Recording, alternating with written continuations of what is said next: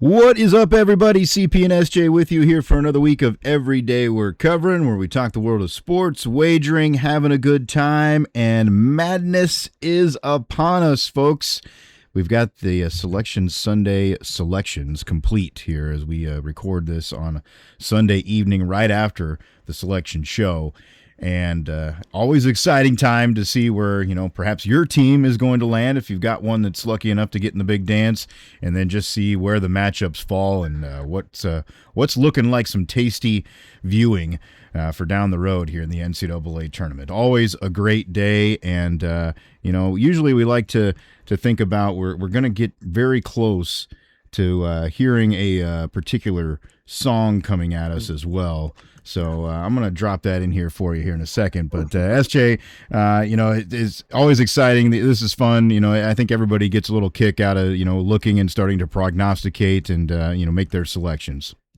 Well, you mentioned that amazing, musical selection. It's kind of wild that they haven't done like a pre-tournament mix of some sort, just to get you hyped up. Because, that when you hear that thing, it's kind of like this, we're both freaking. That's like one of our favorite things there when it comes to the end. But also, it sucks because it's the end of the tournament, so it's kind of like a double, kind of like it's a little bit of a bittersweet thing. But yes, you always got the guy saying, "Oh, this is the best path" and all that stuff. But I do think this year compared to some others, they did a fairly decent job of kind of as quickly as you can move with commercial breaks and all that stuff. They threw it out there pretty quick. It wasn't this long drawn out like dramatic process.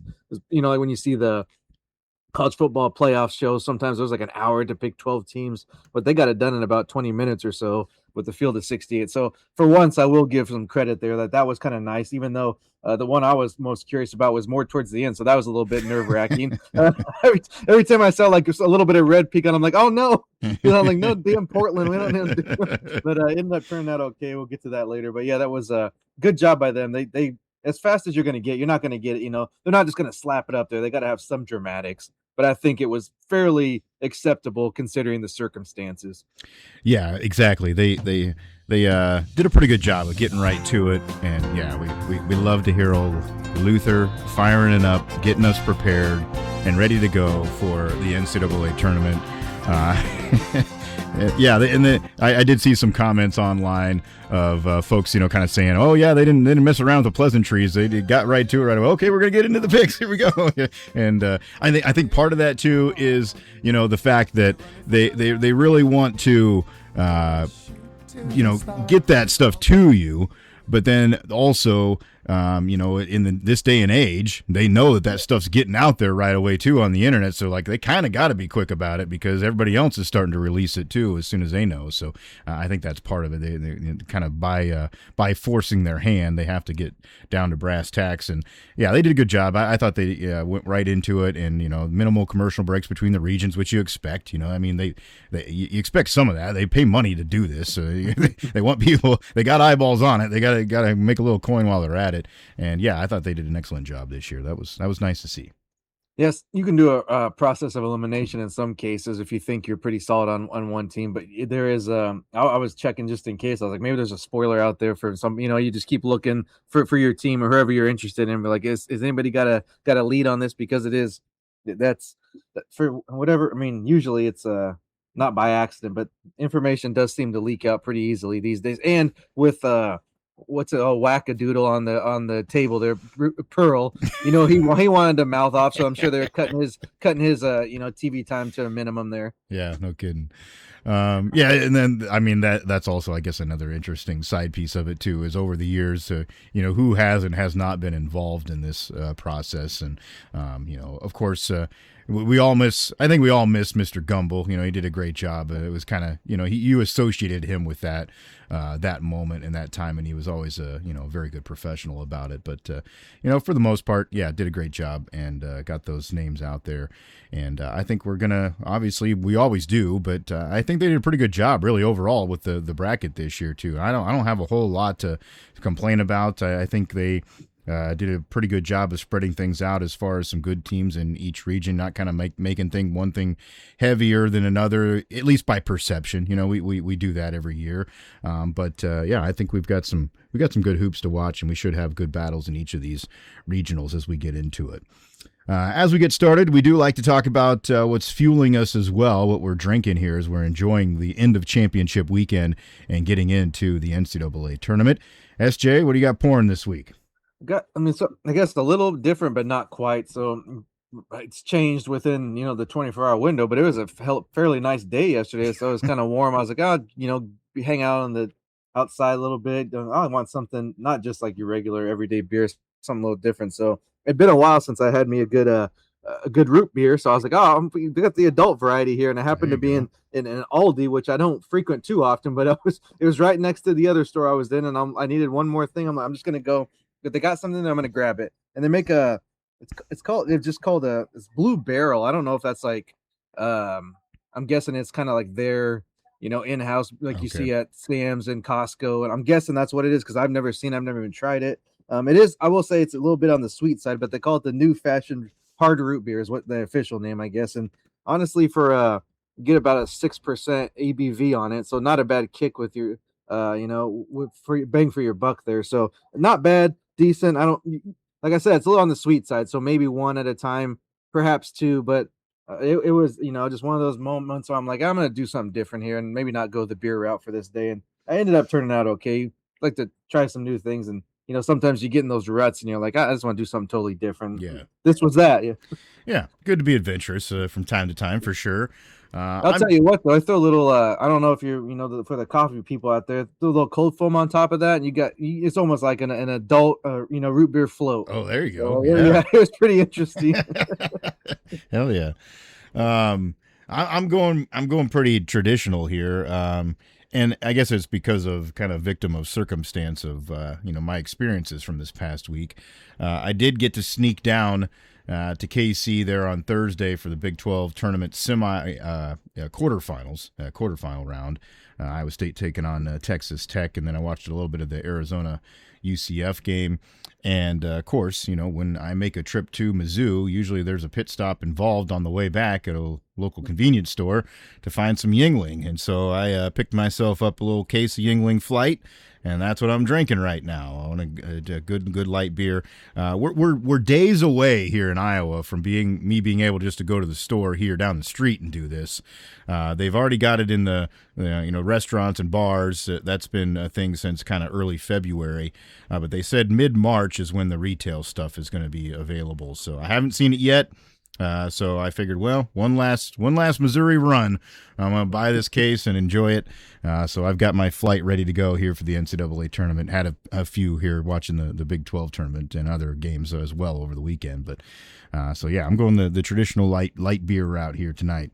It's actually a good thinking there. If we got some days here where we might be doing some extended, drinking hours. So that's a good one to get you through a few hours, and you're still going to be somewhat coherent by the end. So that's a good thinking there. You're just planning ahead. You got, the players got to prep for the tournament. So do the fans. Yeah. I mean, you gotta be smart, because you want to, that first day is hella fun, but man, you got to make it to day 2, and you got to make it to day 3 and day 4. So yeah, I mean, we got to pace ourselves a little bit here. So yeah, that's why I'm going with the old Flight.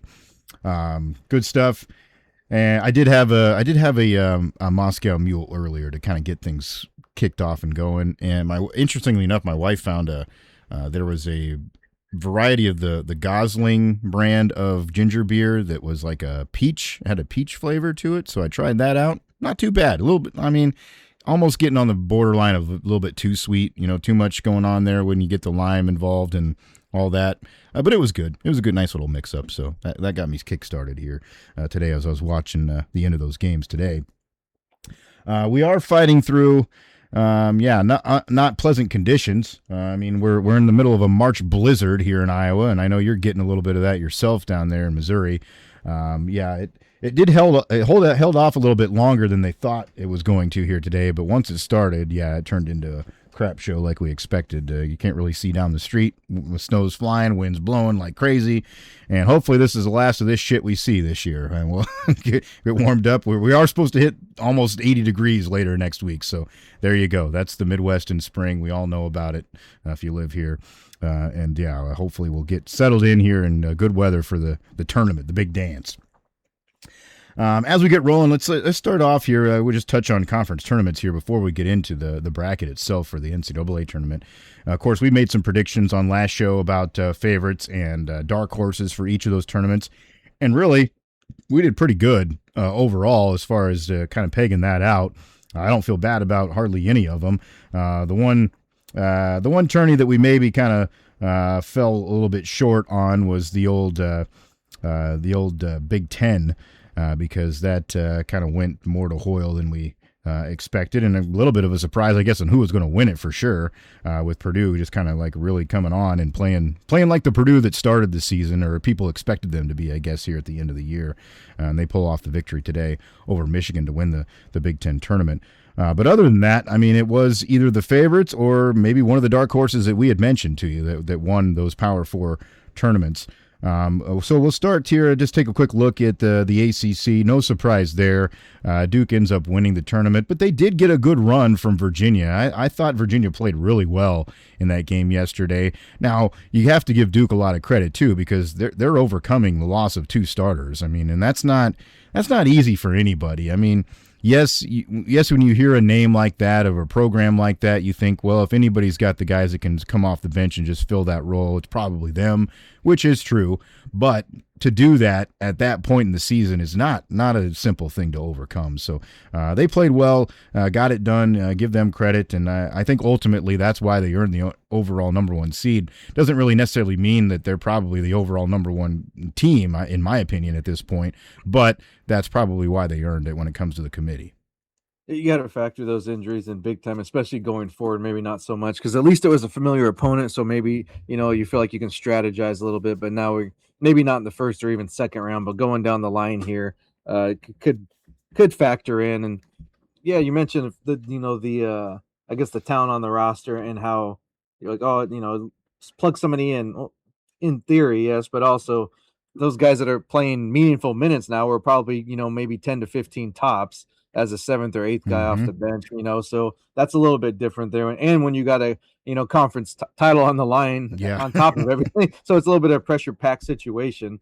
So that was the most thing. I was like, I knew it'd be kind of tough just because of those losses, but I was still impressed, I guess, with Virginia, how well they played, because I know it was a different situation, different players, but still last time that wasn't even much of a game. So for them to hang in there and they actually looked a little bit, that's about as well as I've seen them play this season, because it's been a couple of times where you want to peek at them because you see their record or their ranking. Is this team actually any good? And you watch them, and sometimes you're impressed, and other times you say, well, I guess I don't really get it other than the record. So this to me was, even though it was a loss, it was one of those cases. I do think Virginia kind of showed well for themselves, and at least looking at making picks and going into the tournament here, I'd be a little more confident and not kind of thinking that they're going to drop one early. I think they can maybe make a little bit of a run here. Yeah, and that was an interesting game. I just like you said, I think I was impressed with both teams in the way they were able to play, and that was a pretty decent championship game.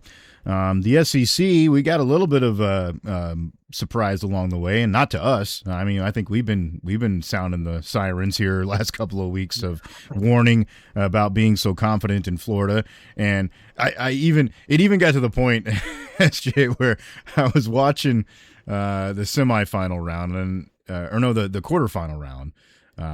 It must have been when they played Kentucky. And it was just the same thing, like I heard multiple times on the broadcast, Arizona looks real good right now. This team looks real good right now, but boy, I'd say Florida is the best team in the country right now. And I'm just sitting there shaking my head like, I don't understand it. And lo and behold, the next day, they go out there and get their doors blown off by Vanderbilt. Now, granted, Vanderbilt played an awesome game and made a crap load of shots, tough shots, and just played an awesome tournament for them, really. But I guess it to me, it just showed that, this is not a dominant team by any means. They are vulnerable, and Vanderbilt was easy to quicker to prove that. It seemed like for the last few weeks, everyone was pretty confident on, oh, these are the number ones. It's by a mile, and just because that's the case doesn't mean those are unbeatable or like these amazing teams. Historically, maybe it's just one of those years where becomes more of a popularity contest, because it's fine if you think a team's, you think this team's for sure number one or the best team, but at least have some, rationale behind it, not just because like like I'm just gonna pick this team and run with them. Like at least have some basis for it. That'd be fine with it. And of course we thought they would get beat. We both picked a different team as someone that could probably win it. So that wasn't surprising, but it was a little bit, and I wouldn't, of course everybody but like at least in the Power, five, main conferences, most teams go ahead into the tournament with a loss. That's just like, only one team can win the conference tournament. Yeah. So you can't, so everybody else is heading into a loss. But that type of a loss, is, and especially when you're, that highly thought of, and, you're kind of a big favorite coming into these games, that's a little bit, it sticks in your mind a little bit longer. Now, it might not have, they might, of course, the first round, you're figuring they're come and blow some 16 seed out and they'll be fine and right the ship. But it was just I guess the scoring margin that they end up losing by, that was a little bit, even for someone that hasn't been that confident in how good of a team they are. I was a little bit surprised by that.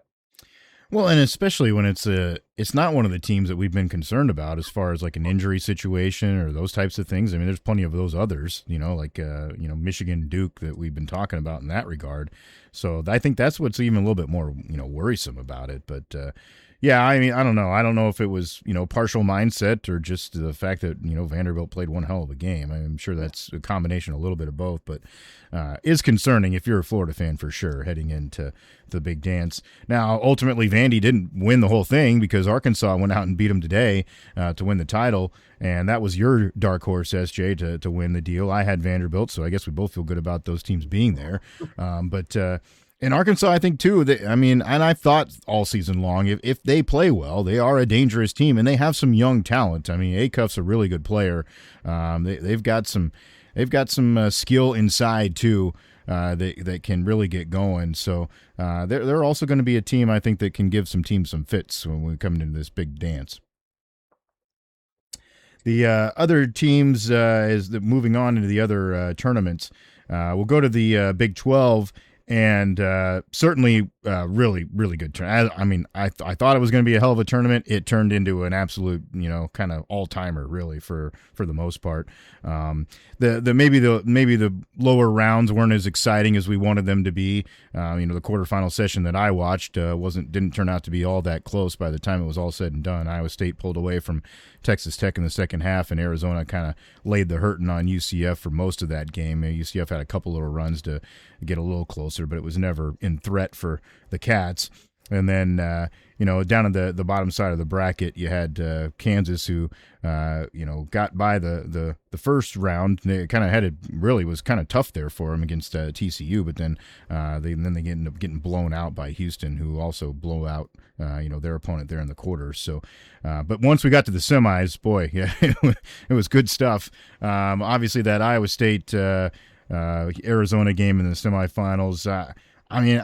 Obviously, I'm a fan of one of these teams, but man, I don't know that I've ever watched a final 4 minutes of a game that was just that good of basketball between both teams. They went a combined 13 of 15 from the field, and each teams combined were 7 of 7 from 3-point range. It was just like dagger after dagger after dagger, and then of course Jaden Bradley hits a fadeaway baseline jumper to win it at the buzzer, against what was good defense from Killian Torre. So just a really good game, and that's what you want to see when you get to these points in these tournaments. You want to see teams best, and that's what we got in that one, and that's why it was so much fun to watch.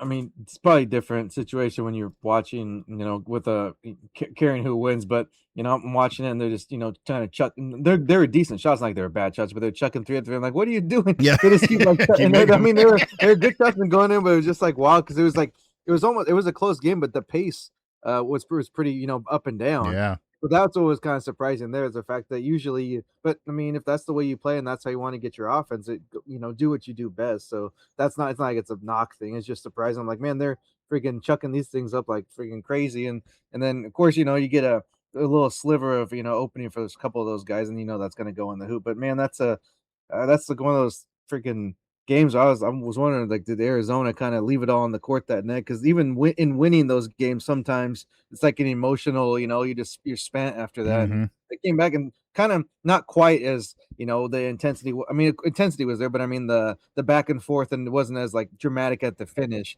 but it still was almost as not far behind there in that championship game last night. Yeah, yeah, yeah. I mean, Houston, there were a couple of times where you thought Houston was just dead in the water because they got on a little bit of a lull, and Arizona, crept it up to 13-14 a couple times, and you thought, there's no way they're battling back against a team like this, and then all of a sudden they make a couple of shots, and it's like, oh crap, they're within 5. They got a chance here. And then they get it down to 3-2 there at the end of the game a couple of times. Had opportunities. I credit them for not giving up because they really did fight hard back, and Arizona did what they had to do to also stem the tide in turn. I think that one stretch where Houston hadn't scored for I don't know how long it was. It was like a ridiculous run, and then they went on the run of their own, to get it back within 2. And then I think it was a 7-0 run right after that for Arizona to kind of give them a little bit of space again to be able to hang on to the game. So, yeah, they traded pretty good blows. Like you said, it wasn't quite as dramatic with the shot-by-shot thing, but it was still, a very good contest and 2 good teams. I just the level that all those teams played at there at the end, I think they all feel good about what they're going to do here moving forward. I mean, that's the thing with these tournaments. Like, sometimes you walk away from you thinking, and it doesn't always pan out that way. It doesn't always affect you moving forward, but you want to have the best confidence level you possibly could have going into the NCAA tournament. And I think you could say that about Iowa State, Houston, and Arizona, all feeling very good about the way they're playing at the right time of the year. Oh yeah, for sure. And this one last thing on the game here. This with that, I mean, doesn't affect me in the long run, but that's just as some watching Houston the last few years. It's just amazing how they, I mean, the success they have with the limited offense that they've had combined with that. Mm-hmm. It's just wild. I mean, it's kind of frustrating when you watch them. Like, man, they just can't score, and they do that at times. But you can't really knock the strategy because look how far they've made it and how many wins they've put up in this. So it's a kind of a hard thing to argue against, but at the same time, you're just kind of like, man, would have to be like you just drive you crazy if you're a fan of that team. Like, man, we just can't score the ball at all. Mm-hmm. But I mean, you got the athletes, obviously. Yeah. I mean, it's not like they're recruiting chumps, and it's not a deal where you look at some of these other programs. It's like, well, they've done it with like maybe they have like whatever, like a local kind of flavor, or they have like they known for getting a walk-ons or just certain types of like defensive the more of a defensive play. I mean, of course they do that, but it's just it's kind of strange how it always just and there's got to be more than just a coincidence. It's probably the players he recruits and how they're taught and what they're allowed to do. But still, it just that would be frustrating to me. And I, as a as a fan of a team that's had problem putting the ball in the hoop lately, it's just it's one of those things that just you can kind of overcome a lot of stuff, but if you don't score, it's very hard to win, no matter how good your defense is. Mm-hmm. Well, and to me, they're such a streaky team when it comes to that too, because they've got guys. When you're talking about Sharp, you're talking about Flemings. Like they can shoot. If they get on a heater, they can make a lot of shots. Even Uzan last year, when they made their big run before the team that he was on previously, they can really get going. But yeah, when it's not falling, man, it does start to look a little ugly for them, and they rely on that, knocking it away, making things dirty, making things loose. It's definitely interesting. They're one of those teams that it's either on or muck it up, and usually the muck it up has to be a piece of it, at least for them to be a really, really good team. The other tournament that we'll turn to, of course, Arizona did pull that out and win the tournament, so they're both regular season and tournament champs. And I guess for my money, the last little note on the Big 12 in general, for my money, Arizona top to bottom from beginning of the season to end of season, has been the most proven and most consistent team. I mean, you look at their record, and you've only lost a couple of games, and to two pretty good teams. They look like they've got the pieces in place to, they can withstand some ugliness at times and still be able to win games. They're going to be a tough one to slow down here come the tournament. The Big Ten, we got a little bit of a surprise along the way, I guess, with Purdue kind of coming alive. What turned into a season that turned into a big disappointment for them. I mean, they were picked to win the thing to start the year. They ended up as a 7 seed in the Big Ten tournament. And much to your chagrin, SJ, they kind of got going at the right time and played some good ball. Blew out Nebraska in that game, and then were able to play really well today and battling back and forth, and then kind of pulling away at the end against Michigan. We knew that they had the pieces to do it. It's just they seem so inconsistent. I mean, when they're on, they're really good. When they're not, you can tell that a lot of teams can beat them.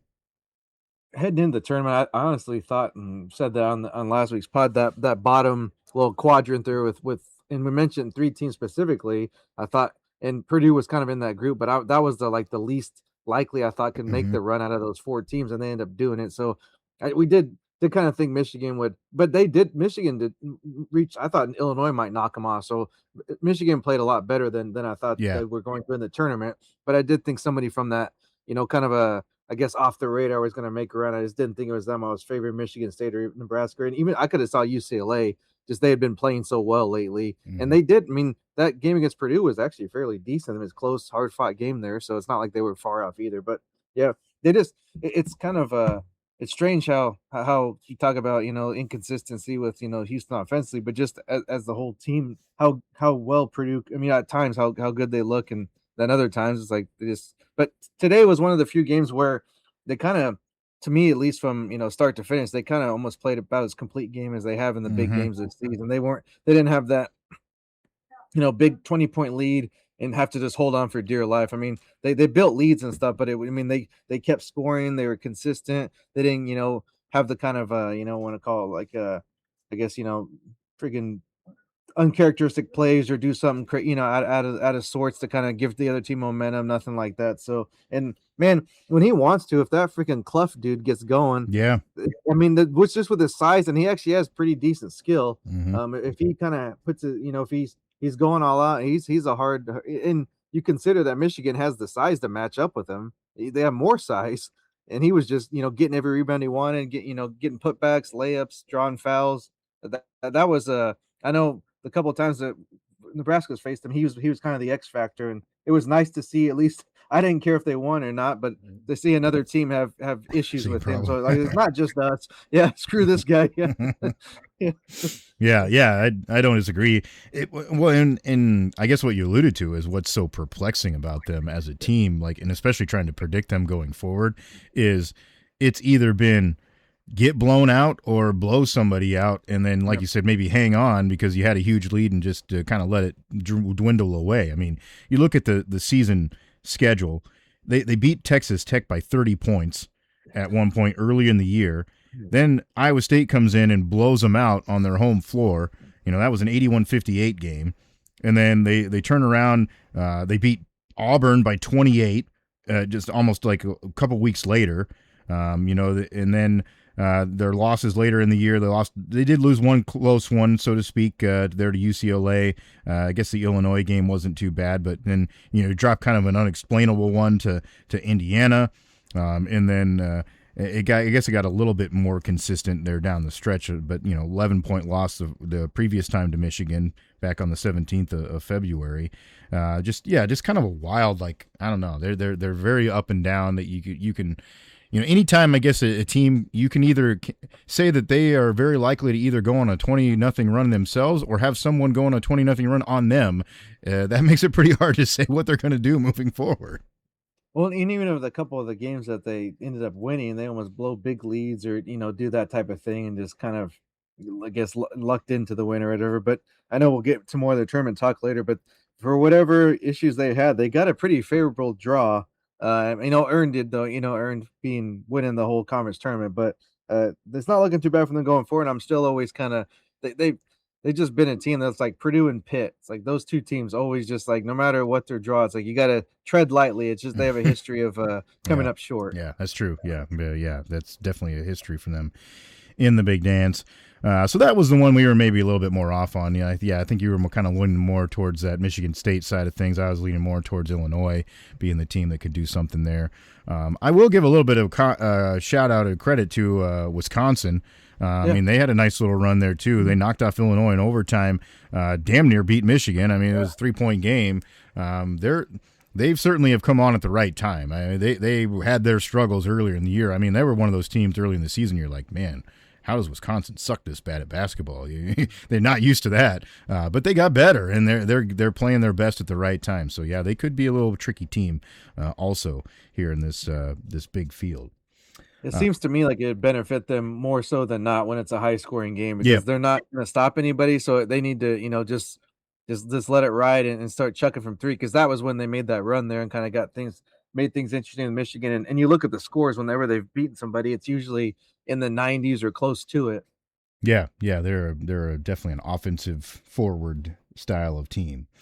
All right, so that was how the major conference tournament games went. Of course, we had plenty of others that were out there, and a few surprises along the way.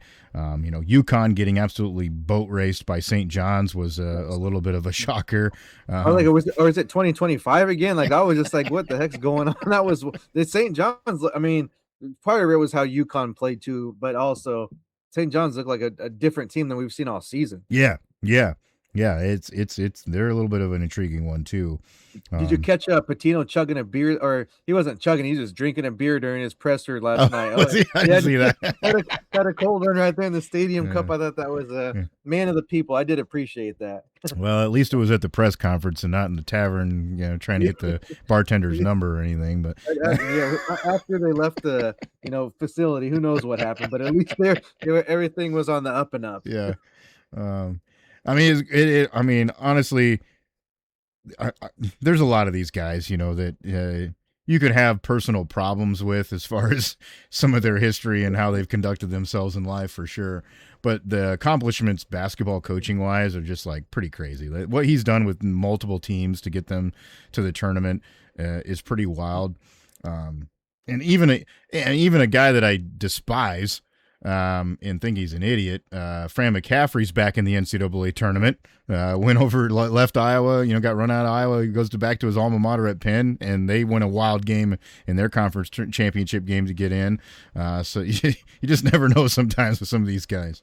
Well, and you even look at Arkansas winning with Calipari. Like I mean, of course, he's been there a couple years now, at least, so he's about to move on. But I mean, whatever.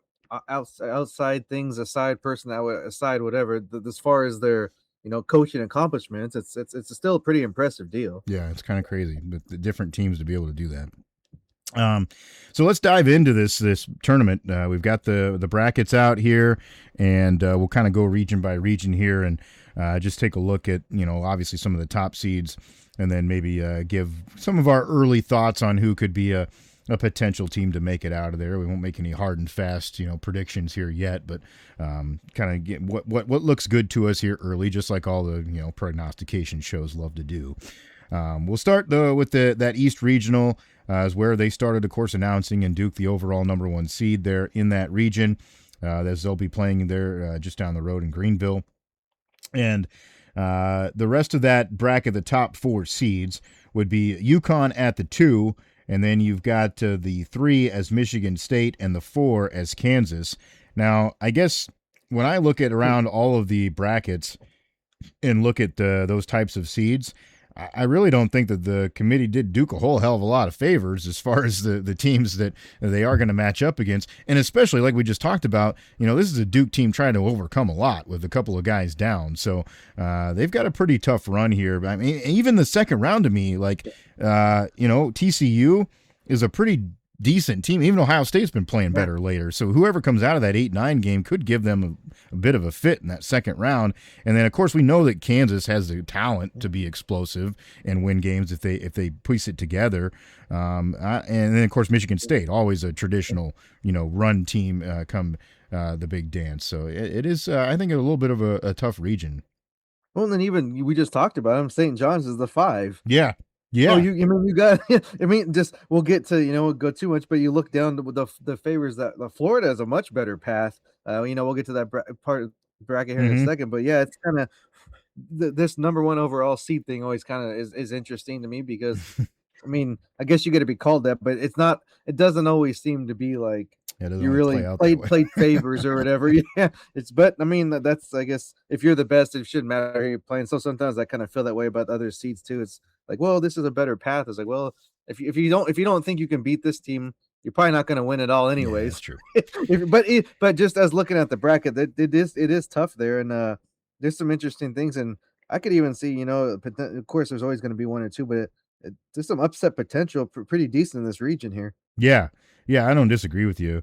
Yeah, I think the only thing they ever say is like, well, the overall one can't play the top 2, is the one thing that they try to avoid. The top 2 seed can't be there in their region, so whatever favors that did them. And I don't disagree. I mean, UConn as the 2 is not your most intimidating 2 right now in the region, but yeah, I mean, you're looking at some pretty traditional power teams is I guess what scares you a little bit with the names like Kansas and Michigan State, and then like you said, even UCLA, who was playing good at the end of the season and has that history. So yeah, could be fun. That's definitely an interesting regional to get things kicked off and started. Moving on to the South, Florida is the 1, and the 2 there in that region is Houston, and then you've got the 3 as Illinois and the 4 as Nebraska. Now, certainly I think, SJ, for your sake, the way that things happened there in the Big Ten tournament, I would assume probably affected where Nebraska. I mean, I did not expect them to be a 4. I thought that they would be a 3, but I guess is what it is. You end up as the 4 compared to a 3 of a team that's in your own league. So probably committee was splitting hairs, I suppose, on that one. But the good thing for Nebraska is you do end up getting to play where you were hoping to play there in Oklahoma City. So that probably boasts a little bit better. Yeah, as far as locations, decent draw, and then also I would say at least looking at that first pot or whatever. Beyond that, it's always anybody's guess, but you got to at least like your chances somewhat. It's not like it's an insurmountable task with the four, the other with Vanderbilt and McNeese opposite that. But as far as the bracket goes, like I alluded to just a few minutes ago, I wouldn't say it's easy, but definitely as if you feel like you're the top team, a little more doable. I mean, you've got like the likes of a North Carolina in there, of course, and I guess 8-9s are always tricky, but that Clemson Iowa isn't nearly as scary as that TCU Ohio State to me, at least. Yeah, I agree. And then I think Houston got a pretty favorable matchup in theirs. I'd expect to me, I think St. Mary's would come out of that between them and A&M, but either way, it's not not nothing where you're like, oh, everybody's going to be on the the blogs tomorrow and on the podcast saying, oh, this is watch out for whoever. I don't think it's going to come out of that one, but I do know at one point people were really kind of on that on some of that St. Mary's kind of making a run there, but that's probably died off since towards the end of the season. But I mean, decent bracket, but I would say probably not if you ranking them probably towards the 3 or 4 type out of the 4 regions. Yeah. I mean, when I saw this one come through, of course, yeah, like you said, it was the last one that was announced, so you were waiting to find out what the hell's going on with your team. But once I saw that bottom half of the bracket, I mean, to me, that was the one that I had the biggest initial reaction for a high seed, because I immediately turned to my son, was like, Houston, I mean, they couldn't have asked for a better. To me, they're going to coast to the not coast, I guess, but they got a really good shot to get the Elite Eight. I mean, that sets up so well for them. And you're talking about a North Carolina team that's not the North Carolina team that started the year with the injury situation they have. You've got Illinois, who just underachieved in their tournament, and you just don't know what you're going to get from them day to day. St. Mary's kind of fell off at the end of the season. I don't know. Yeah, who else? I mean, I don't know who else you're scared of. Like, I think VCU actually is a pretty decent, fun team. I caught a little bit of them playing.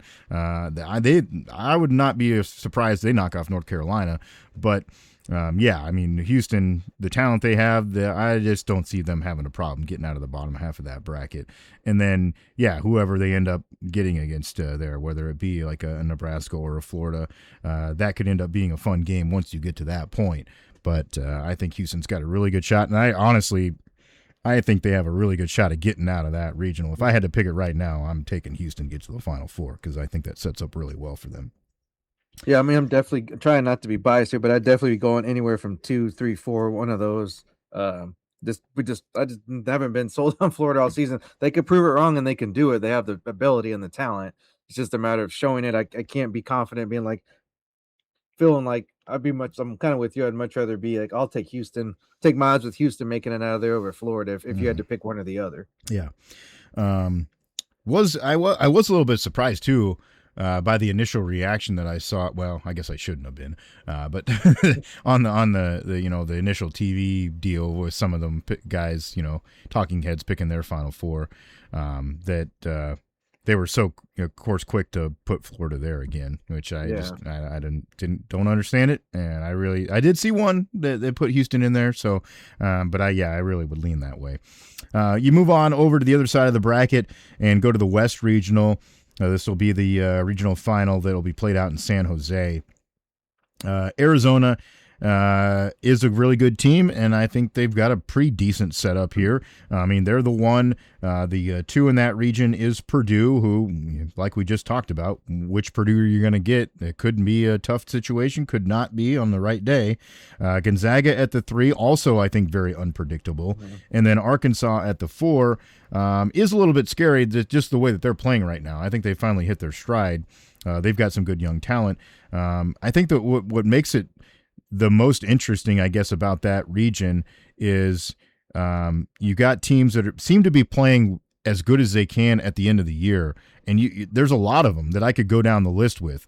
I mean, we talk about Arizona. Obviously, they did nothing to prove that they're not. Wisconsin, we already mentioned them with a nice little run in the Big Ten tournament. Arkansas just won the SEC tournament. They're playing well. I was impressed with the way BYU played their first couple of games in the Big 12 tournament, and they certainly have a dynamic player in DeBonsa to lead them.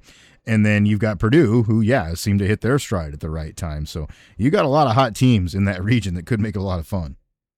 I mean, yeah, you'd almost, of course, you want as much rest as you can get, but you almost feel like if it's during the season, you want to come back and play again on Tuesday just because you don't want the momentum to get away from you, as all these teams have played well, even, going down to like the 5 seed Wisconsin, and even like you said, BYU, those teams are playing well. Mm-hmm. They just maybe ran into a better team that they're not going to see for at least a couple rounds here. But yeah, that's I think obviously you earn it with the 2 seed, but I do think that's pretty favorable. Purdue's looking pretty good there on that bottom half, because you get up there, it's you got the likes of a BYU, and then whoever they play, NC State and Texas, and then Gonzaga, and those kind of battling it out and roughing each other up. While you have to get past in my mind the mediocre Miami or Missouri. And Missouri, man, can you imagine being a 10 seed and getting to play 2 hours from your campus? Yeah, that's crazy, isn't it? That's a hell of a draw. I don't know who's on the committee for them, but when I saw that, I was like, damn, that's a I don't know if that's, I mean, of course it had to have happened at one point, something similar,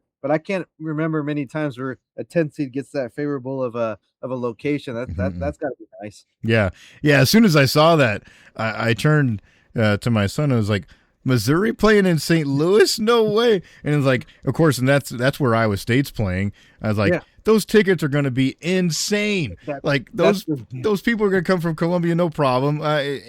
People drive from Ames all the time to come to KC, so they're going to go to St. Louis. Like that, yeah. I out of my price bracket, I can guarantee you right now what that's going to cost. Yeah, I guess that is the downside when you factor that in for sure. But yeah. Well, I guess you just have to hopefully Sweet 16. Maybe location will be nice for you. Yeah, hopefully get to Chicago. So that would be the ideal thing. So yeah, that's the West. Looking at the Midwest here, which will be the Chicago Regional for the Sweet 16 Elite 8 round games. Michigan is the one. So they stayed on that one line. I guess I'm not surprised that that's the case. Played a decent game here today, and they were kind of thought of to be on that line for a long time. And then you get to the 2, Iowa State. They're at the bottom half of the bracket. And then 3 would be Virginia, who we just talked about, played well against Duke. And then 4 is Alabama, who's a high-scoring team, but maybe not a team that we've really paid much attention to here, I guess, as far as one of the elite teams throughout the season. Initially, of course, my rooting interest, and you see where your team goes, I really feel, especially as an Iowa State fan, seeing the brackets that have come out in previous years and looking at it and thinking about how you feel about it, this is definitely one of the ones that I feel at least most confident about the potential of. Granted, yeah, there's lots of factors and you got to go out and do it. But as far as the teams that are in your way, this is a really good road here for Iowa State if they play well. I mean, a Kentucky team that's been pretty unpredictable and has had some injury issues themselves here late in the season is on that side of the bracket. I know a lot of people seem to like Santa Clara and their size, so it'll be interesting to see how they come out of that game in that 7-10. Virginia is playing well. Like I said, I was impressed with the way they played in that ACC game. I almost think that's the more scary portion of the bracket. If it gets to that point where it's a Virginia Iowa State, say, in the Sweet 16, I would lean towards whoever wins that game as the team that comes out of that bracket. Now, I'm not saying Michigan's not a good team and they've got really skilled players and they could get there, but I just don't trust them. The way that they've played throughout the season, I don't know. I'm not fully on that bandwagon. Same thing with Alabama. Yeah, they score a lot of points, but are they consistent enough to get to that far? I mean, we were talking about a team that's lost 9 games this season. I'm not that overly scared of them. And they would have to get by a Texas Tech, who's a pretty solid basketball team, and when they're shooting well, they're really good. So I don't know. It's interesting. Not the toughest region, I guess, in my opinion, and a pretty good road for my clones. Yeah, and I mean, of course, you mentioned Michigan is the top of the bracket there. They've had some dealing with some injuries too and things on their own side, so that factors in too. Looking at the bottom half first, though, I mean, I'm in that group. I fully expect Santa Clara to be that. 10-7 is always a popular upset. I think that could be one of them. And then if Miami of Ohio gets first through that first what is it? It's still called the opening round or whatever. Yeah, first four, the whatever. Dayton games. Yeah. If they make it through, I wouldn't be surprised they knock off a Tennessee there, and then your odds are even better of coming through that, because still, like, Virginia's been playing well, so that could be tricky, but still not a bad option there. But I do think the top half isn't. I think the bottom half's a little more competitive, which, I mean, I guess you would probably figure to be so. But even those as unsold as might be on Michigan, I just don't see a lot of, because again, it's just this popular, whatever. There's a number of teams that are going to get so many in, but man, these SEC teams, they're not. None of them have done much to impress, even outside of maybe the top 3 or 4. I mean, I just was watching the bracket. I was like, I didn't even get these, Georgia, Alabama. These teams keep popping up. I'm like, what? How does they? Yeah, freaking. Where are these teams coming from? I understand they got a decent enough record, but it's just, all season you just see them lose these games, and then it's like, I'll just put them at an 8 seed or 9 seed or whatever. So, well, I guess they didn't let Oklahoma sneak in again like they did a couple of years. Yeah. Was that last year? A couple of years ago when they freaking just weaseled their way in. So at least they didn't do that this year. But so I mean, I guess what do you got? 1, 2, 3, 4, like 4 to 5 SEC teams in that bracket potentially. So I guess that maybe that's why I'm just a little undersold on that one. Not as far as like being bad, but if I'm in that, I like my chances. Yeah, I'm with you. I was a little bit shocked when they said, well, I guess not shocked, but I was surprised when they brought Georgia up, and they're like, oh, they have the most wins that they've ever had in a season. I'm like, really? I haven't heard a thing about them all season. Like, what are we talking about here? Whatever. They're there. And Alabama's the same way. I really haven't heard, I guess from the start of the season, they were kind of a team maybe that was a little bit talked about, but after it got going, I mean, all the attention was on Arkansas, Florida, Tennessee, even Vanderbilt, and you didn't really hear much about Alabama, and I think rightfully so. They kind of stumbled along the way a couple of times that, maybe got the spotlight off of them. I also am not a big Nate Oates guy, so I guess that's part of my bias there. But I don't know. It's gonna be interesting. Well, even at Tennessee, I mean, they were a team that really looked good there for a little while, and they just totally dropped off for like a good, 3 weeks, and then I guess kind of got going again. But I don't know. Yeah, it's not the SEC, like we said. We talked about this multiple times. Not the SEC of last year, where they were definitely very, very loaded top to bottom, had a lot of experienced players, and a lot of those players, of course, left, and it just hasn't worked out the same bringing in young guys this year for that league. So. I don't know. Be interesting there as we move along. I guess maybe we'll go through here real quick as we bounce around each region, maybe kind of say who we think is potential, maybe top dog potential, maybe surprise team in each of these regionals as we just kind of do the quick glance at it. If we go back to the East, obviously, I think the injury situation is this interesting situation there for Duke.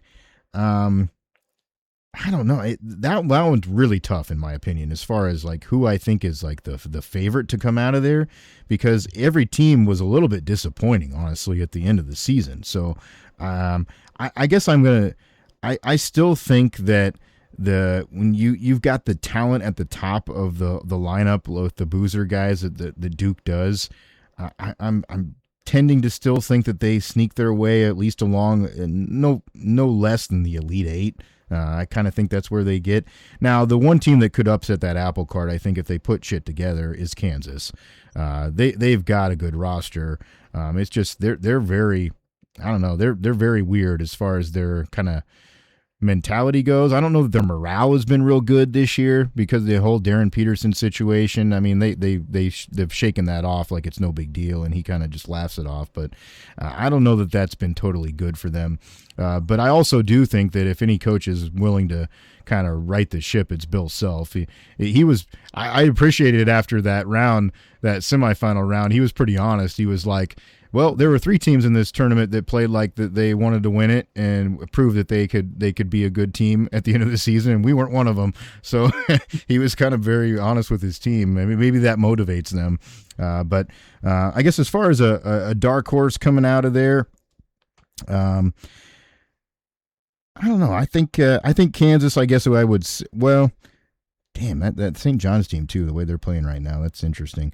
I will say that Kansas team is my wild card there in that region. I would say Duke is probably the one that still probably sneaks out of there, but that Kansas team is interesting just because of the talent they have at the top. Yeah, I mean, it's definitely seems like a flawed bracket. Other than just like names, it's like you see the names like, oh, they should be decent or whatever, just because of their historical success and all that type of thing. But if it's a matter of like, you're not so confident on Duke just because of the injuries, and it's a lot left to play. But then you look down, like, is anybody making me feel more confident than I would be with Duke? So that's probably the problem. Maybe Michigan State goes on a run, thing like that, and then UConn is. Even though they looked so bad in the last outing, they have pretty solid, from beginning of the season to till the last game, they have been pretty consistent as far as they haven't dropped too many bad games. Looked pretty like a pretty, they were a 1 seed basically up until a week ago or so. I mean, a couple weeks, last week. So maybe they make a run, but I guess I'd still slightly favor Duke, but it's nothing that I'm super confident in. Just more of the injury fact, not that anything they've done. It's just, it's hard to navigate that at this time of year. Now, if you had those, key injuries maybe a month ago, you can you have some time to work through it, but it's just more of a bad time of year, I think, to kind of have those losses. And not saying they can't do it. It makes you a little bit less confident than you maybe would have been. Mm-hmm. Looking at the South, I think, we're both kind of on the same. We've been on the same opinion for a long time that we don't believe that Florida is a team to beat. I like Houston out of there. They really, especially when we talked about it, or I mentioned this a couple weeks ago. When you get to the tournament, it's about guards. Houston has great guards. Flemings is really good. Sharp is really good. Uzion is kind of that, slash hybrid guy that can play guard and forward that is really good. And even Miller, who's come on and played a lot more minutes here late in the season, is kind of an X factor for them. I think they've got the pieces. They would be my favorite to come out of that region. Now, as far as a dark horse team is concerned, or maybe a surprise team, I still think that Illinois team has a lot of potential if they put it together and play well. And just looking at the bracket too, I'm not not adverse to saying that Nebraska also could make some noise there in that region. Now, is it a lot to overcome as far as the way the season ended? For sure. And of course the mentality and the situation of the history of the program, that's also something to overcome. But I think they have the potential also to make some noise there. Vanderbilt also maybe is a little bit of a wild card team just because when they're hot they're really good, but they're just also not very consistent. So, but yeah, Houston I think would be my pretty much very heavy favorite to come out of there.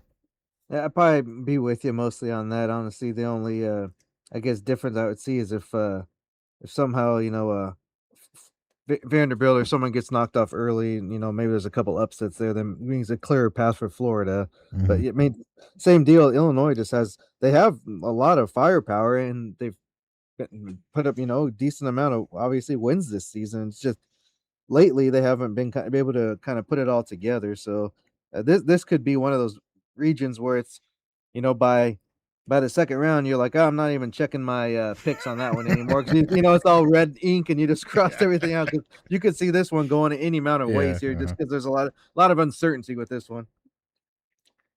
Yeah, for sure. Moving on to the West, I do think that Arizona is still like a really good overall, well-rounded team. The only thing, the only little maybe kind of tweak weakness that I think they have is I don't know. I guess I wouldn't say that I believe they have the guard depth that some other teams have. They have really good guards at the top of the lineup. I mean, Jaden Bradley obviously is very good, very experienced, and I just think he plays smart. That's what makes him really good. But then you get behind him, and then Burry's the freshman.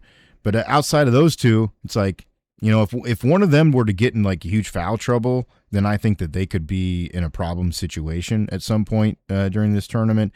But they're also the team that has the backcourt or the front court, so to speak, that could overcome that because they've got some guys that are really skilled inside. So I think that they're a pretty decent favorites to still come out of that. Although I think, Wisconsin and Arkansas can make it interesting. I would say Arizona gets over that top half of the bracket pretty easily. And then the bottom is just there's a lot going on there. I don't know. Purdue has got the pieces to do it. I think this may be where you get a surprise, though. I think you might get a wild card team that comes out of here. BYU would not surprise me, just because they play a weird style. I don't think a lot of teams have. Well, nobody I don't think has the person to match up against AJ DeBonsa. And when he gets going, he kind of brings everybody else along with him. So they would be kind of my wild card team out of that region too. I know that's kind of Big 12 bias heavy, but just because of his talent, I think that they're interesting. But Arizona, I still think is a pretty good shot to come out of there. Yeah, you have to favor. They haven't really faltered too much, and they've even had some pretty. Of course, we just saw it over this last week. Pretty hotly contested affairs, and they were able to come out on top. I would keep an eye on. We talked about a high scoring team in Wisconsin. Maybe they could, upset the apple cart there, and that'd be one I'd say. Arizona maybe we'll look out for, but that's about the only team I think because you'd have to outscore Arizona, I think, to beat them.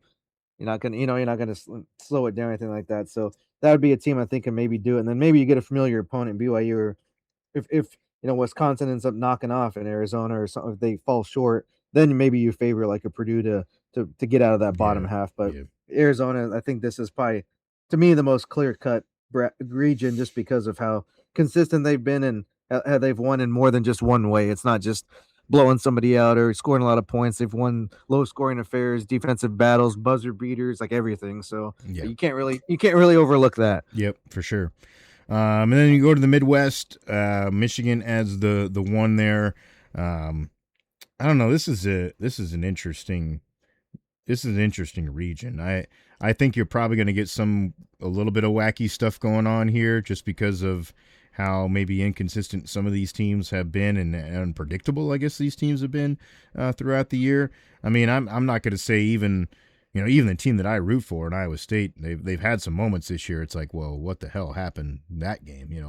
They've had their moments too, where they've kind of just fallen off. But I also do think kind of the same reason that you just brought up Arizona. I mean, they also have been battle tested. They've been in those games. They've been in those dogfights. They've took it to the brink with what I consider some of the best teams in the country. So I think they've got a really good shot at least to get out of that bottom half of the bracket. Michigan, it's going to be interesting. Can they overcome the injury situation? Obviously I think Landenberg is still a really dynamic player and can take a team a long way if he gets going. It's kind of weird how he impacts the game even if he's not necessarily scoring it so much, because he's just such a dynamic the way he kind of plays. To me, Texas Tech's a little bit of a wild card in there because I know what they can do when they shoot well, and they're one of the teams that can shoot really well here in the tournament. Obviously, if they had JT Toppin, then we'd be a different story. They'd be talking about a team that's really tough to get by.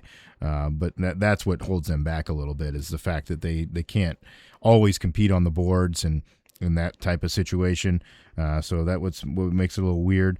Virginia also, a team that's playing well at the right time. So I think between both Virginia and Iowa State there in the bottom half of the bracket, I guess that's who I think is maybe playing the best right now. It's about I can't really deviate too far from that. The only I guess wild card I maybe see is how good is Miami of Ohio really. Mm-hmm. Of course, they haven't played the schedule, but you win with 31 out of your 32 games or whatever it was. That's still damn impressive, whoever it is. So I guess that would be, other than what you've mentioned, that would be what they want to throw out there. And of course, it looks like maybe there's a few things setting up for mild upsets as far as I wouldn't mind. You got to take a look at St. Louis against Georgia there because St. Louis had a pretty good start to this season. And then, of course, I already mentioned Santa Clara. So those would be, I guess a couple to watch and make things interesting. But it seems like, and it's probably just because I'm not, not as high on that conference of teams as the committee was. So maybe that's where I'm just not able to see it. But it seems like it's this might be pretty chalky on this one. Yeah, could be interesting. I guess my initial thought here overall, as far as who I think wins this thing, I'm going to be one that's hard to say that Arizona isn't the team to beat. I just think they got top to bottom just a really good team, really good roster. They got guys that fit roles really well. They've got experience at the guard position, which always helps. And again, maybe the concern is do they have enough depth at the guard position? That's always a thing that carries teams in the tournament. So that was what would scare about them a little bit. But that's I guess my team to beat here moving forward into this tournament is Arizona. Yeah, that's just I guess I can't.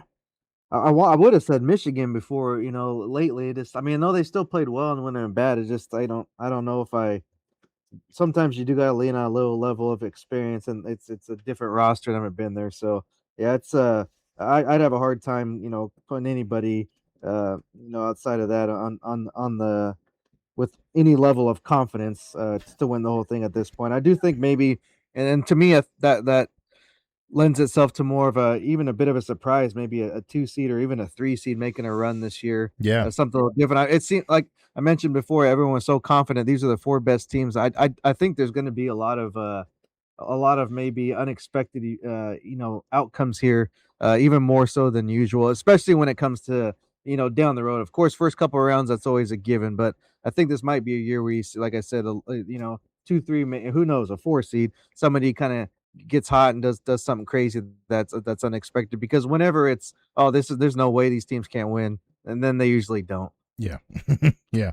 Well, and it's not like some of these previous seasons where when UConn was on their run, I felt really good about them winning the tournament, and then they just went out and did it. It wasn't there wasn't a lot of dramatics or theatrics involved with them.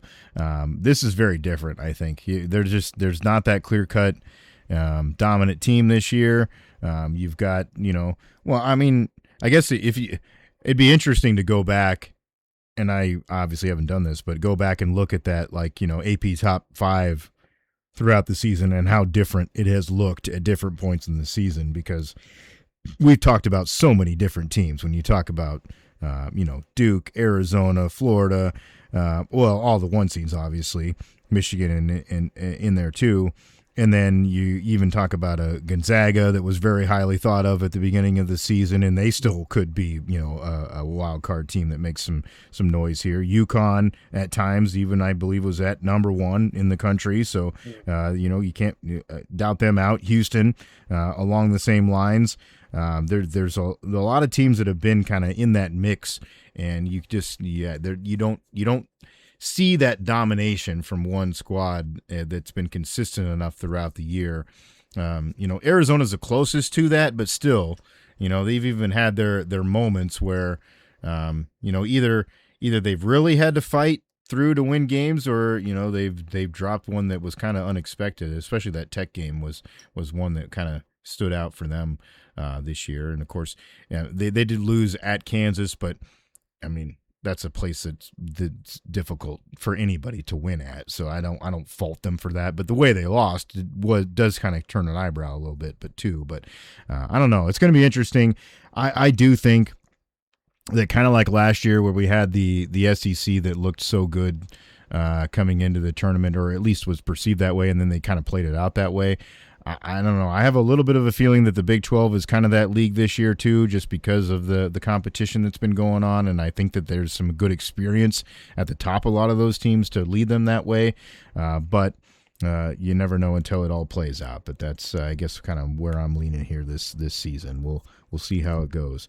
Should be a lot of fun. Like you said, I think it provides some good parity, and I definitely think we're going to get a few surprises here along the way with a team that gets hot and starts to make some shots. That's the beauty of basketball. One game, somebody gets hot on the right day, and it makes it a whole different scenario. So we'll see that happen.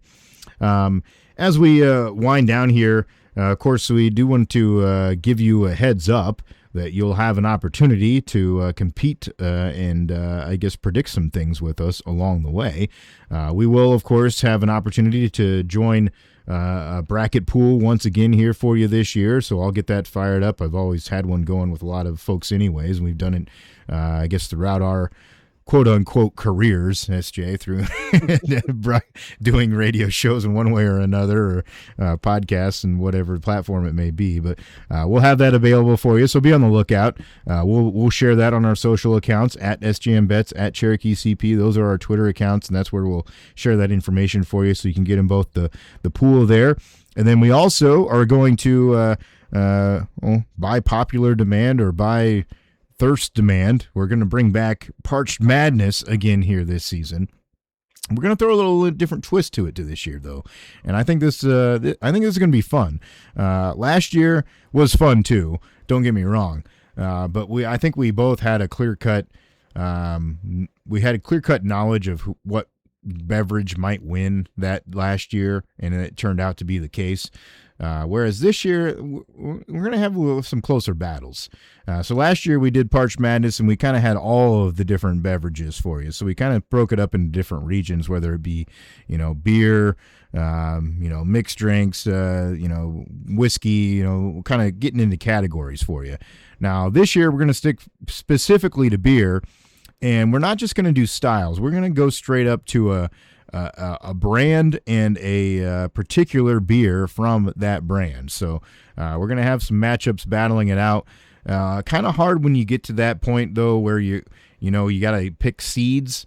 This isn't we don't have a season of drinking to watch to prove to you what seed belongs where. We don't have a selection committee, so to speak, between me and SJ. So what we decided to do is we both, SJ picked 16 beers that he kind of likes and maybe just respects, because that's how I did. I approached it too. I did 16 beers that either I really like or I respect or think just maybe need to be included, because I did have a couple on my list where it's like, well, not necessarily my favorite, but I think this needs to be involved because I know people like it, and I know that it's going to be one that makes some noise, so to speak. So that's how I approached it, and I think SJ's on the same page here. And then we just went ahead and randomized it. So we're going to randomize the matchups because, like I said, pretty hard to create seeds when we're talking about this. We could obviously have done that by just like sheer volume and brand name recognition kind of thing. But I think this will be more fun when we're just kind of mixing it up. So we're going to have some different beers that match up against each other, specific brands, and we'll go from we're going to do 32. So we each pick 16. So it'll go from 32 down to our winner, and we'll just put out that each round like we did last year. So we'll have a round. You'll go to the form, pick your winners for that round.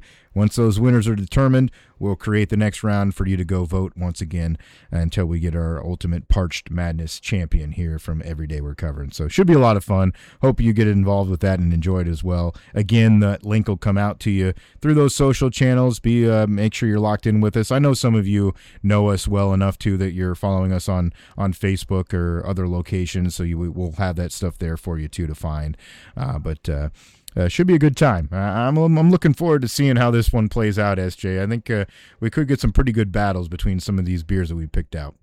Yeah, I mean, it's a little, like you said, it's a little bit different. I don't know. Try to go stuff that almost anybody can get their hands on, but also I know a lot of our whatever audience, if you want to call it, whatever you want to call it, is fairly regional to where we're at too. So there's some that are maybe a little bit more localized, but also stuff that everybody knows. So be fun to see how it kind of what people prefer to drink, and I guess also how they I mean, because it's up to you, whoever makes the pick. Does it feel, is that what you that day, is that something you drink all the time? So it's up to the dealer's choice on how you vote here. yeah you're right. Yeah, and then of course, we had to add a few of them here that are kind of our regional favorites, or stuff that we like to drink all the time. It's got to be injected in there for a little bit, so that's what makes it fun.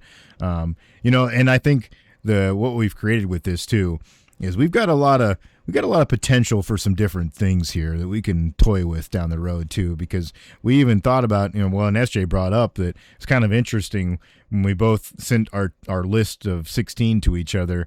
There ended up being quite a few dark beers, so to speak, which maybe you wouldn't have thought. So heck, even down the road, maybe we'll get categorical on our regions down the road, whether it be dark, amber, light kind of things. We can go wild with this in much in different ways. But I think this will be fun because like you said, most of these are pretty widely available. There might be a few that are pretty regional that'll be a little bit harder to get a hold of. And honestly, I guess, in my opinion, I think we'll have a disadvantage because they're maybe not known as well on a wide basis. So we'll see how they fare. We'll see how they stack up. It'll be fun to get those votes going. So make sure you're following along to do that. Of course, as we get moving into the tournament, we'll have plenty of picks coming at you as well. So we want to make sure that you are locked into the YouTube channel. Every Day We're Covering is the name, just like the podcast. So make sure you get the subscribe, get the notifications on that channel. So we'll throw that out there for you week by week, round by round as we go through this deal. And then also keep following us on those social channels, and then share the podcast and all the platforms that you like to enjoy it. We're available everywhere. Our host happens to be at Spotify, but you can find us on all the major podcast platforms. Just search Every Day We're Covering, and you'll find the show. So that's what we want you to do to stay connected with us. Also, as we finish up here, I wanted to one little parting idea or thought here, SJ. As you get into these conference tournaments, it seems like we always get into discussion about all kinds of things that don't really matter at the end of the day. And for whatever reason, the Twitterverse in the Big 12 world got a little contentious this week because everybody's up in arms. Well, at least the West Coast brethren who have joined the league are very adamant that the Big 12 basketball tournament needs to end up in Vegas at some point. Whereas I guess I could see a potential scenario where there may be like a year after year rotation kind of situation, sure, but at the end of the day, it's about the damn basketball, and it's about how many people show up to watch it. And yeah, okay, is it an advantage for Kansas, who's right across the river, hell yeah, but fine. But it's always been that way for every team that's been in this league forever. Iowa State fans, yeah, they travel like hell. That's fine. K-State's not that far away. It's drivable for Oklahoma State, which honestly for the league makes sense because then you don't have that many teams that have to fly in to travel to take care of it. I guess the thing that I've always appreciated about Kansas City is the town embraces the tournament. It's an event for the town. It's an economic, boost, so to speak, like it would be for anywhere. But they really embrace it. It's a thing that they love, and I think some of the locals get, kind of amped up for it, or at least pay attention to it. They know what's going on, and the attendance has always been better than damn near every conference tournament. So I don't know what we're arguing about here. At the end of the day, would you like it to be closer to your team's place? Okay, I mean, that part of it I get, but the argument that people have been bringing up about, well, there's so much to do in Vegas, I don't give a shit. Like, yeah, I can go on another vacation and go to Vegas if those are the things I want to do. Like, I mean, to me, I don't know. I guess I'm of the thought of if you can't go to a large city anywhere and find a few things to keep you occupied for a couple of days, then you're the problem, not the city. Like, tell me you're a boring person without telling me you're a boring person. Oh, there ain't shit to do there. Well, figure it out for a couple of days. I mean, for the most part, all these guys want to do is go watch the games, go to the tavern and have a few beverages, and then go to sleep. Like, I don't know why it needs to be like, oh, I'm going to step out of the game. My private car is going to take me to this personal concert, and we don't need all that shit. It's go play basketball and have fun. That's my little pet peeve for the week, SJ. And I mean, maybe you hear the same kind of things when it comes to the Big Ten, because I know they've moved it around, but it's just ridiculous.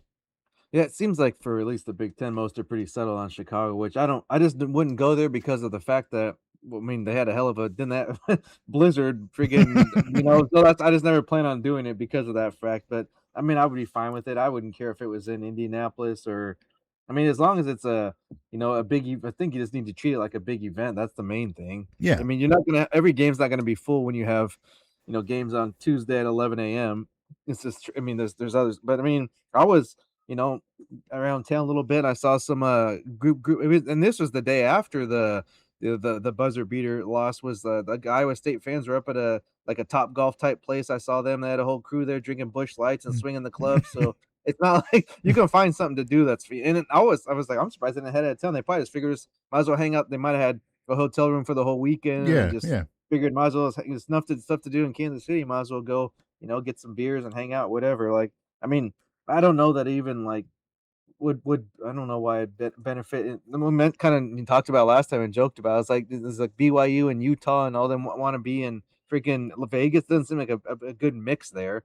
Or like suppose TCU is supposedly what are they, some type of obviously Christian affiliated, and you got Baylor who's a Baptist school, and all these people want to go to Vegas. Seems a little bit different than your maybe your ideologies there when it comes to your affiliation. So that's kind of funny, but I guess it's just something to complain about. Maybe if somebody else, probably the fact that who wins it more often is more like it has I guess, and it looks like an advantage just because they're whatever closer. But I mean, it's that tournament's been there for even back to when it was the Big Eight. So yeah, it's been forever. It stayed there, so it's not like it didn't all of a sudden get moved when they added these teams. So I mean, I think wasn't it Houston's coach said he loved playing there. So and it's not like it's close to Houston. It's not super quick flight, but it's not like that. It's not like it's right next door. It's not like they're playing Oklahoma City, so which they they will be now. So and I guess it's just the internet. People got something to go back and forth about if they're not doing well or whatever. It just doesn't seem like much of a conversation to me, at least. Yeah. Well, and I guess logically to me too, like we've created, all these leagues have created this situation where we've got teams all over the damn place. Yeah. But does it not make sense to have some central location where people can go to be at this thing? Yeah, it's going to be closer for some, for sure. That's just the nature of it. But it's smarter for everybody to have a similar flight situation. Like I was talking to my son about this, and it's like, okay, say they did have it in Vegas, and say Central Florida had a really good basketball team for a season. They've got to fly all the way across the country to go play in this tournament, and then they might turn around in 2 days and have a scenario where they have to get home to replenish their shit, and then fly across the country again to go to whatever site they're going to play in the NCAA tournament. Or something, or maybe worse, Seattle. Yeah. Like maybe they got to go back to the West. Yeah. Yeah. So I don't know. To me, it just makes sense logistically too. So I don't know why we're up in arms about that. Well, and it's funny. Like there's definitely always a disparity in every fan base, and it seems like that's the case with a lot of these. But like there were a bunch of Arizona fans that were the ones leading this argument and this charge, whereas the other half of them were kind of like, I don't give a shit. Like whatever. Well, let's go play and win. And then they won the thing. So like you won the tournament. What's so bad about it? And even their coach said like, well, would I like it to be there? Sure, but like we're just going to go out and play our best. Like he didn't seem to care that much either. So I don't know. I just don't. I don't like the. I don't like the opinions when it doesn't come with a lot of facts behind it, I guess, is the situation. And then, some of the things I saw said were like, well, what the hell does that shithole have anything to do with college basketball? It's like the College Basketball Hall of Fame is in Kansas City. Do you not know that? Arena where the games are played, yeah. The freaking the game was invented down the road. It's not unfamiliar. So I don't know. We get into those deals all the time with different people having their thoughts, but I just wanted to throw my 2 cents in there on that situation. We're going to have some great games to watch. This is, to me, we got the best 2 sports days on the calendar coming up here at the end of the week. Thursday and Friday, we tip it off at 11 o'clock, and we go until 10, 11 o'clock at night, depending on how late those late window games go. It's a lot of fun to enjoy. I'm looking forward to it. Hope you are too. Hope you get involved with our fun along the way as well. And we hope we get some good basketball to watch. That's for sure. And I know we always do, but some years are better than others when it comes to the buzzer beaters and the Cinderellas and all that good stuff. So we're looking forward to it here at the end of the week. All right, so again, be on the lookout for all the stuff that's coming at you as far as the picks and the Parched Madness as well, and then be ready to lock in your picks for the end of the week here as March Madness gets underway. That's SJ Munoz. I'm Chris Parks. Thanks for joining us for another week of Every Day We're Covering. We'll see you next time for some more covers.